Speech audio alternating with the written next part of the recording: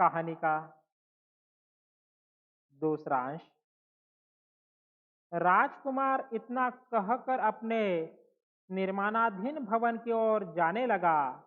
मामा सोन ने उसे पुकार कर रोका और पास जाकर कहा, इससे पहले कि विद्या आरंभ का दिन आए, मैं चाहता हूं कि तुम मेरे साथ घूमकर पूरा जंगल अच्छी तरह देख लो। जंगल के बारे में गुप्तचरों ने मुझे सब कुछ बता रखा है। फिर भी अपनी आंखों से देखने की तो कुछ बात ही और होती है। देखना क्या है, जंगल में होता क्या है। पेड़ जैसे यहाँ है वैसे ही वहाँ भी होंगे। शिकारी को जंगल के चप्पे चप्पे से परिचित होना चाहिए। कहाँ दलदल है, कहाँ सूखी जमीन, कहाँ गहरा पानी और कहाँ जानवरों का पानी पीने का स्थान। कहाँ मधुमक्खियों के छत्ते हैं, कहाँ चींटियों की बम्बियाँ, कहाँ पेड़ों पर पक्षियों ने घोंसले बनाए हैं, कहाँ सियार व लोमड़ी ने मान में बच्चे जने हैं। किस मौसम में कौन से पक्षी आते हैं और कब कितना कहाँ शिकार करना चाहिए। अपनी झोंक में शिकार के पीछे भागते हुए यदि तुम में किसी निर्दोष मानुष का घरौंदा दब गया, या घोंसला टूट गया, या छत बिखर गया, या बिल धस गया तो तुम मुसीबत में फंस जाओगे। एक छोटी सी जंगली मक्खी भी तुम्हारे जान ले सकती है। मामा सोन की बात सुनकर राजकुमार ने लापरवाही से कहा, मुझे कौन सा हमेशा जंगल में रहना है। मैं तो अपनी राजधानी में रहूंगा, जहाँ अनगिनत सुख है। केवल कभी कभी जब सुखों से उब जाऊंगा, अपने साथियों के साथ यहाँ आ जाया करूंगा, आखेट क्रीड़ा के लिए। मामा सोन को आश्चर्य जैसा हुआ। पूछा, आखेट को तुम्हारी भाषा में क्रीड़ा कहते हैं? हमारी तो यह आजीविका है। हम तो अपने अस्तित्व की रक्षा के लिए आखेट करते हैं। वह भी हमें एक ही दिन नहीं करना है। इसलिए इस बात का भी ध्यान रखना है कि किसको मारना है, किसको नहीं मारना है। हमारी आखेट से पशुओं की संख्या कम नहीं होती। मामा सोन की बात काट कर राजकुमार बोला, आजीविका थी, अब नहीं रहेगी। आखेट पर प्रतिबंध लगाया जा चुका है। अब तो मैं ही मारूंगा, जितने भी मारूंगा। और जब सिर्फ मुझे ही मारने हैं तो कितने भी मारो, क्या फर्क पड़ता है। राजकुमार की बात सुनकर मामा सोन को धक्का लगा।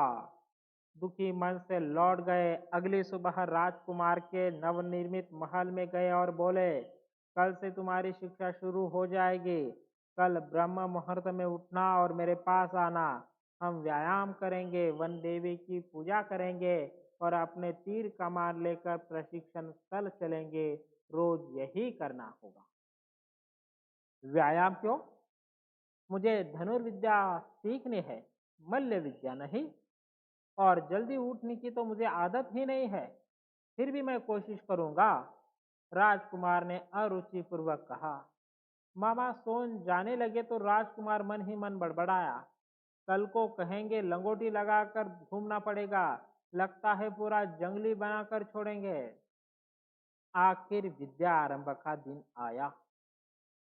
वन देवी को प्रणाम करके मामा सोन और राजकुमार ने अपने अपने धनुष और बाण उठाए और जंगल के भीतर एक अपेक्षाकृत खुले स्थान पर आ गए।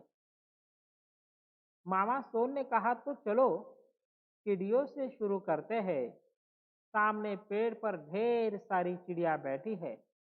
इनमें से वह नीली वाली चिड़िया देखते हो, वह अपनी तीखी लंबी चोंच से दूसरे चिड़ियों के अंडे फोड़ देती है। उसे मार गिराओ। राजकुमार ने तीर चलाया, एक भी चिड़िया न गिरी न उड़ी। उसने मायूसी से मामा सोन को देखा।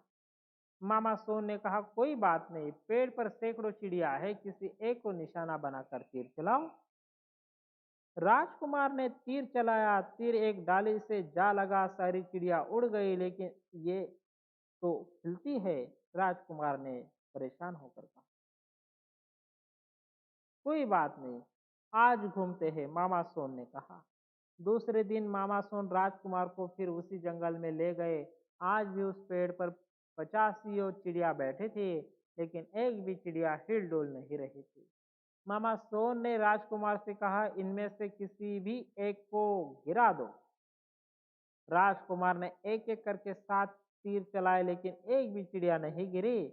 मामा सोन ने ठीक से तीर पकड़ना, प्रत्यंचा ठीक से खींचना, निशाना ठीक से लगाना आदि सिखाया, पर सब बेकार। मामा सोन ने स्वयं निशाना लगाया, एक साथ 10 चिड़िया गिर गई। राजकुमार ने पास जाकर देखा, सब नकली थी। वो मायूस हो गया। चिड़िया बहुत छोटी छोटी है। राजकुमार बोला, कोई बात नहीं, देखा जाएगा। आओ आज इस तरफ घूमते हैं। वह दिन भी तीर कमान उठाए उठाए घूमने में निकल गया। अगली सुबह फिर दोनों उस स्थान पर पहुंचे। राजकुमार ने देखा, पेड़ पर एक मोटे ताजे मुर्गे जितनी बड़ी नकली चिड़िया लटक रही है। मामा सोन ने कहा, इस पर 10 तीर चलाओ। 10 में से एक न एक तीर से तो इसे गिरा ही दो। राजकुमार ने 10 तीर निशाना साध कर लगाए, लेकिन मोटी चिड़िया जहाँ की तहाँ थी। यह बहुत ऊपर है। राजकुमार ने कहा, इतना ऊपर निशाना साधने की कोशिश में मेरा हाथ काट जाता है। कोई बात नहीं, इसका भी कुछ उपाय करेंगे। चलो घूमने चलते हैं। आज उस तरफ राजकुमार को उबने लगा। अगले दिन मामा सो ने एक पटिए पर एक बड़ी सी चिड़िया बनाकर जमीन पर रख दी और राजकुमार को कहा कि 100 कदम दूर से चिड़िया की आंख पर निशाना साध कर 10 तीर चलाओ। राजकुमार ने 10 तीर चलाए, जिनमें से 3 ही चिड़ियों को लगे, आंख पर तो एक भी नहीं। राजकुमार गुस्से से पांव पटकने लगा। उसने धनुष भी तोड़ दिया। मामा सोन ने उसे समझाया बुझाया और कहा कि चिड़िया का शिकार करने चले हो तो चिड़िया तो छोटी होगी, वो बैठेगी भी तो पेड़ पर ही, और हिलेगी क्या, उड़ेगी भी। क्या तुम यह सोचते हो कि चिड़िया को उड़ना नहीं चाहिए? क्या तुम यह चाहते हो कि तुम्हारा शिकार परम आज्ञाकारिता पूर्वक तुम्हारे सामने मरने के लिए स्थिर बैठा रहे? राजकुमार को कुछ समझ में नहीं आया। उसने घूमने चलने से भी मना कर दिया और अपने नए महल में जाकर सो गया। अगली सुबह जब राजकुमार मामा सोन के साथ धनुर्विद्या सीखने के स्थान पर पहुंचा तो उसने देखा कि कोई 100 कदम दूर जमीन पर एक बड़ा सा खाली तख्ता खड़ा है। उसे समझ में नहीं आया कि यह क्या माजरा है। मामा सोन ने राजकुमार से कहा, यहाँ खड़े होकर इस तख्ते पर 10 तीर चलाओ। राजकुमार ने ऐसा ही किया। 10 में से 9 तीर तख्ते पर लगे थे, एक छिटक गया था। तब मामा सोन ने जमीन पर एक कोयले का टुकड़ा उठाया। तख्ते पर जहाँ जहाँ राजकुमार का तीर लगा था वहाँ वहाँ चिड़िया बना दी। बोले, तुम्हारे लिए फिलहाल यही ठीक रहेगा।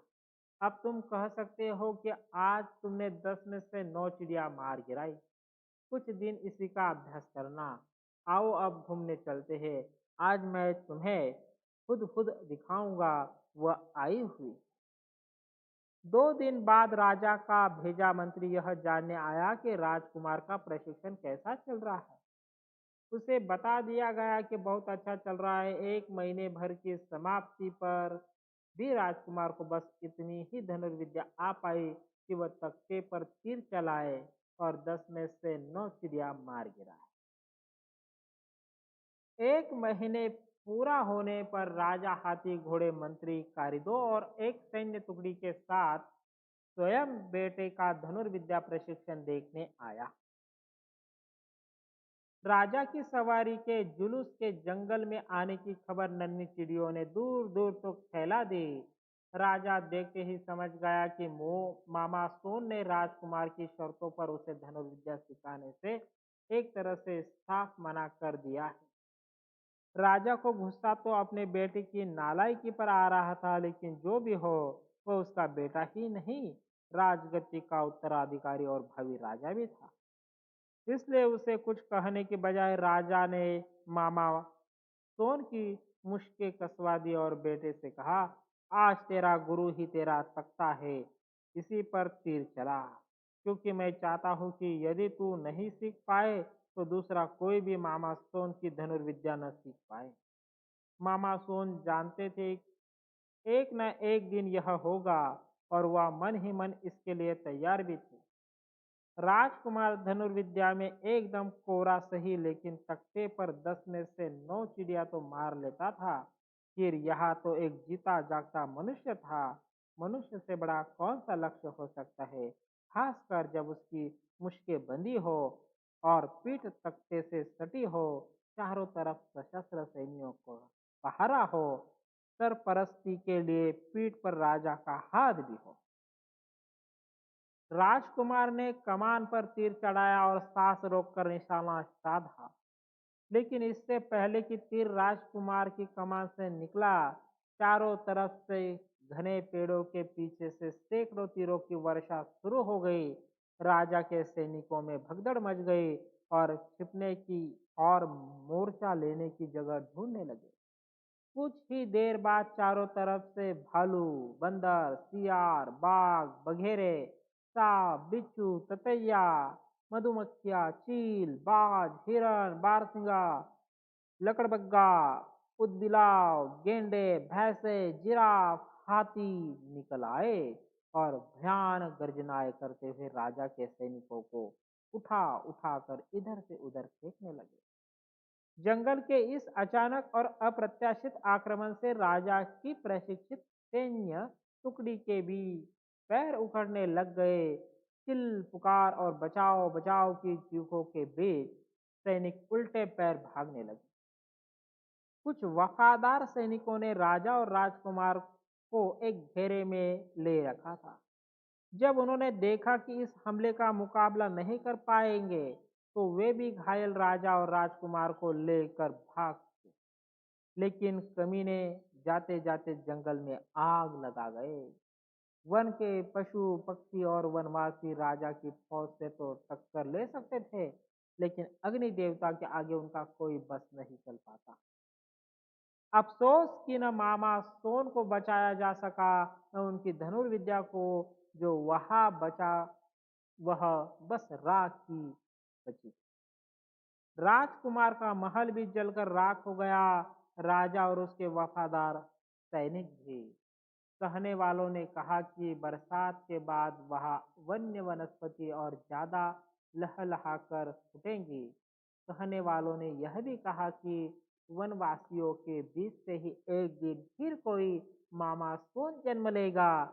ऐसा हुआ या नहीं पता नहीं।